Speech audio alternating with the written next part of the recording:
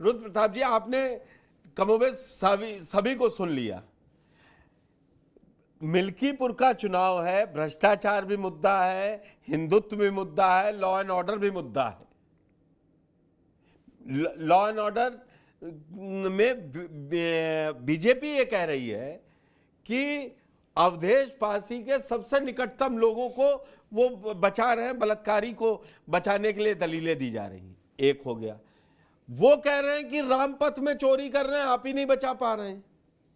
और जो दोनों हमारे वरिष्ठ लोग हैं, डॉक्टर सुनील शुक्ला जी, सुनील कौशिक जी और सुनील शुक्ला जी, वो कह रहे हैं कि वहां पार्टी में अंदर इतनी लड़ाई है और नैरेटिव दूसरे बन रहे हैं।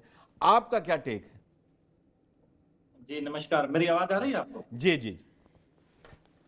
देखिए, मैं सुनील कौशिक जी की बात का समर्थन कर रहा हूं कि यहाँ देखिए वो जो आपके मिल्कीपुर के जो विधायक हैं, वो चुनाव को लेकर के नहीं साध रहे हैं, वो बीजेपी को साध लिए हैं। उन्होंने ये जो नैरेटिव बीजेपी के खिलाफ समाजवादी पार्टी ने लोकसभा चुनाव में चलाया, वो उनके लिए एक अच्छा हथियार मिल गया है कि योगी आदित्यनाथ के आधार पर आप केंद्र को टारगेट करिए, और इसमें कोई दो राय नहीं है। आज तक जब से आदित्यनाथ मुख्यमंत्री बने हैं, उनका सबसे बड़ा जो विपक्ष है वो बीजेपी खुद है, क्योंकि कभी भी ऐसा नहीं रहा है। हर 1 साल बाद 2 साल बाद आपको दिखाई देगा कि आदित्यनाथ को बदल करके नया सीएम यूपी में लाया जा रहा। आप एक बात बताइए, आप इतने बड़े कद के नेता को अपने यहाँ इतना बड़ा विरोध का सामना अगर कराएंगे तो आप कैसे काम कर पाएंगे? आप बताइए, कब नहीं हुआ? एक बार हुआ कि ए.के. शर्मा जी आए हैं गुजरात से, उनको मुख्यमंत्री बनाया जाएगा, उनको एमएलसी बनाया गया, उनको आपको मंत्री बना दिया गया।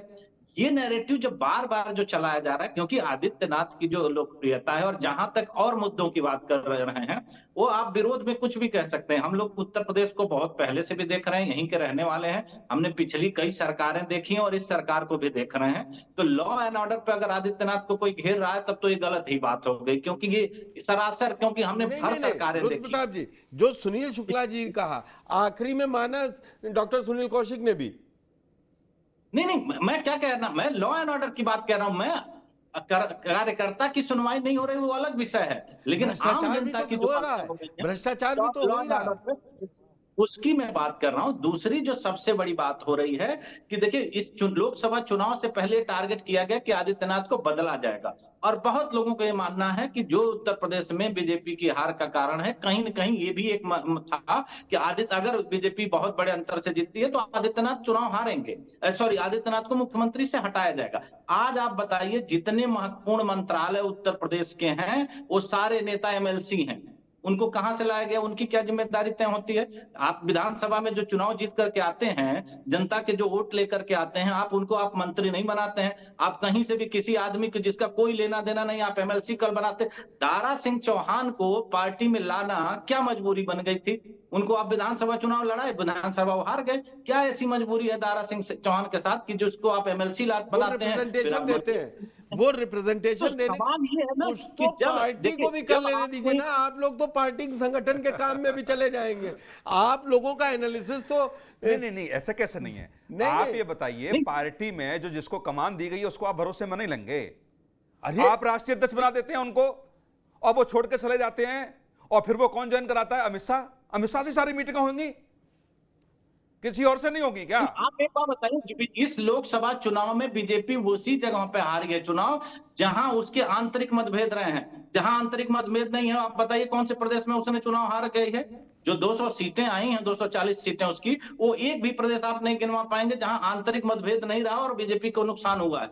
हर वही प्रदेश नुकसान हुआ। प्रताप जी, आपने बिल्कुल वाजिब बात कही है। मैं अवधेश जी से इस पे रिएक्शन ले लूं। वो कह रहे हैं असल में अंदरूनी जो फूट है, चाहे सुनील कौशिक जी हो, चाहे सुनील शुक्ला जी हो, चाहे रुद्र प्रताप जी हो, मैं समाजवादी पार्टी के अंदरूनी आरोपों को नहीं लेता कि आप मत मानिए, वो विपक्ष है।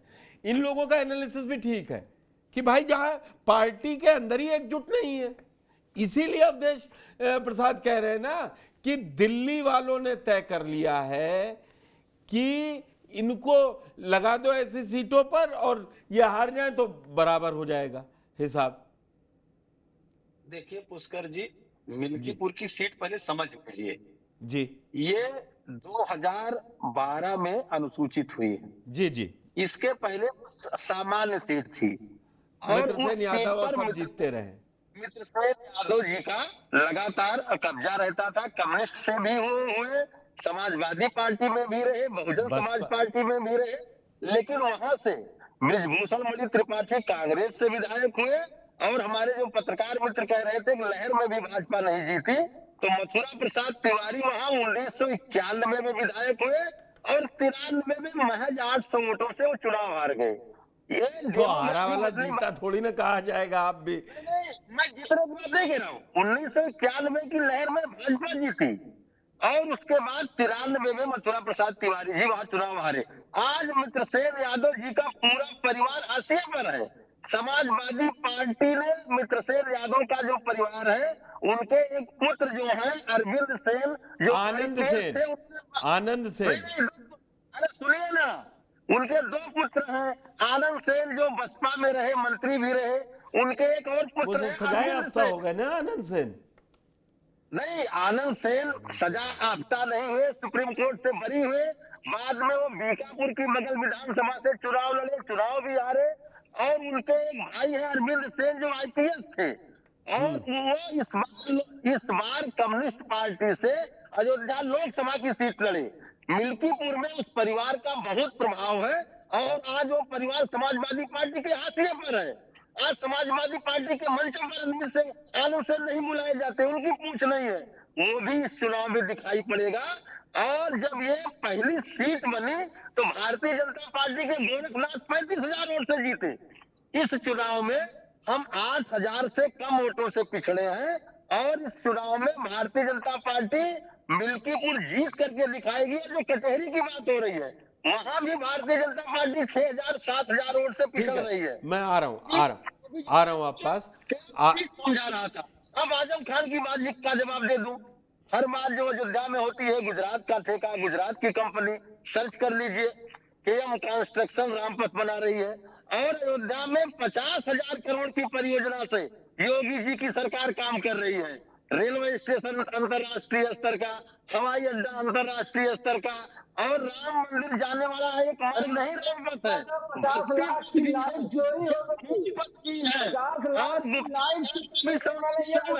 रेलवे ट्रैक की डबलिंग है। और जो कानून की बात आप लोग कर रहे हैं, पत्रकार जी जरा आप पीछे देखिए। अतीक अहमद के कुत्ते से मुलायम सिंह जी यादव हाथ मिलाते थे। मुख्तार अंसारी को ताजी मछली मिले इसलिए जेल में तालाब खुदवाए जाते थे। उत्तर प्रदेश के अंदर कृष्णानंद राय की हत्या हुई, 500 राउंड गोलियां चली। अजीत सिंह की उत्तर प्रदेश में MLC से हत्या हुई। उत्तर प्रदेश के अंदर राजूपाल विधायक उमेश पाल की हत्या हुई। उत्तर प्रदेश के अंदर जियाउल खान डिप्टी SP की हत्या हुई। उत्तर प्रदेश में आतंकवादियों के मुकदमे वापस लेने की घोषणा हुई। हाई कोर्ट ने कमेंट किया समाजवादी पार्टी पर कि आज आप इनके मुकदमे वापस ले रहे हैं, कल इनको आप पद्म श्री दे देंगे, पद्म विभूषण दे देंगे। फैजाबाद, बनारस और लखनऊ की जब कचहरी में विस्फोट हुआ, अरे शानदार योगी जी की सरकार है कि कानून व्यवस्था पर अच्छा काम कर रही है, माफिया को मिट्टी में मिला रही है। और इसीलिए जनता जनार्दन ने बहुत कई सालों बाद लगातार दूसरी बार योगी जी की बड़ी सरकार सफाई से अवधेश पांडे जी, जो बात जी। अंदरूनी फूट पर हम लेके आए थे, आपने उसका जवाब नहीं दिया कि जो रुद्र प्रताप जी ने बहुत सुन ली जी। जी, भारतीय जनता पार्टी में आंतरिक लोकतंत्र है। लोग अपने नेता से मिलने दिल्ली भी पहुंच जाते हैं तो अफवाह उड़ा दी जाती है कि वो तो परिवर्तन होने वाला है। अरे ये जरा भारतीय जनता पार्टी तीन हमारे सम्मानित जो गेस्ट हैं, तो क्या सुनील शुक्ला जी, सुनील पांडे कौशिक जी जी, आपसे खुल के कहते हैं ऑन चैनल, हाँ, वो अपनी पार्टी का पक्ष नहीं रखेंगे। नहीं पार्टी रख रहे हैं वो अपनी पार्टी का पक्ष, उस पर सहमति जताइए ना, उनकी भी मजबूरी हो सकती है ना। मोदी जी, अमित शाह जी, केशव जी सब पार्टी के सर्वमान्य नेता है और पार्टी अपने नेताओं की भूमिका तय करती है। ये समाजवादी पार्टी नहीं कि मंचों पर माइक छीन करके, मार पीट करके औरंगजेब की कल्चर से उत्तराधिकारी चुना जाएगा। इस पार्टी में पार्लियामेंट्री वोट जो तय करती है वो चुना जाता है। वो छींका टूटेगा नहीं किसी की भाग से। वो लोग देखते रहे कि पार्टी में ये हो सकता है, वो हो सकता है। ये औरंगजेब की कल्चर वहां है कि चाचा को ढकेल दो, आजम खान जी को पीछे कर दो और वरिष्ठता को नजरअंदाज कर दो अपना। अरे वो तो हो गया, चाचा ने भी बता दिया कि 3 साल तक आप लोगों ने गच्चा दिया। वो चाचा ने ही बता दिया, सदन के अंदर रिकॉर्ड पे है कि उन्होंने खड़े होकर बता दिया कि 3 साल आपके संपर्क में रहा और आपने गच्चा दे तो दिया। आपने भी दे दिया गच्चा ये कर दो। आजम खान जी के लिए एक बात, इन्हीं के पार्टी के एक मिल्कीपुर के समाजवादी पार्टी के जिला पंचायत सदस्य हैं प्रदीप यादव, समाज सेवी हैं, बहुत अच्छा काम करते हैं, हमारे रसोई भी चलाते हैं। उन्होंने कहा है ऑनलाइन ऑन रिकॉर्ड आकर के कहा है कि अवधेश प्रसाद झुट्टा प्रसाद है। मैं अपनी बात नहीं कह रहा हूँ, और अयोध्या के लोग जानते हैं उनको कि वो माधव प्रसाद से भी अवधेश जी मेरी बात समझिए। वो अब किसी जिला पंचायत सदस्य ने क्या किया, और फिर मोती सिंह कह रहे हैं 42 साल से इतना बड़ा भ्रष्टाचार नहीं देखा, तो उस पे योगी जी कहेंगे। ये छोड़ दीजिए, वो कोई अंदरूनी। अब आप अयोध्या के हैं तो आपको पार्षदों का भी हाल मालूम होगा। अरे पुष्कर जी 5 सेकंड, उनके लड़के मिल्कीपुर में ही जिला पंचायत सदस्य का चुनाव भी लड़े हैं, अजीत प्रसाद, और वो भी भारतीय जनता पार्टी से हारे हैं जब सपा की सरकार थी। तीसरे नंबर पर रहे अजीत प्रसाद, उनके लड़के दूसरे नंबर पर निर्दल रहा, तीसरे नंबर पर रहे, वो हारे हैं।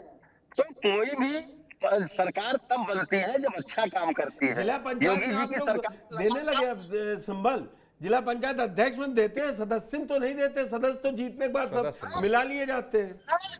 नहीं, कैबिनेट मंत्री का लड़का लड़ा अजीत प्रसाद, समाजवादी पार्टी का समर्थन हुआ। मैं पूछ लेता हूँ, आदित्य जी से पूछ लेता हूँ कि ये वाकई में आपको 2024 में जो कह रहे हैं कि मौका मिल गया इधर उधर का हेरफेर करके और आपने सीट जीत ली है, उनके पास एक एक रिकॉर्ड है मिल्कीपुर का।